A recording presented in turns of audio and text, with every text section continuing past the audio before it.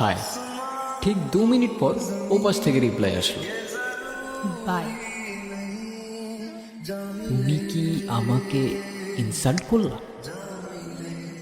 Hello, reply তো করো। কি রিপ্লাই করব?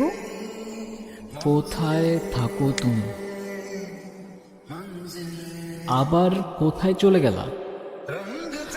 উদ্দেশ্যহীন গন্তব্যের মানে কি? আমি কি জিজ্ঞাসা করতেছি আর তুমি কি রিপ্লাই করতেছো?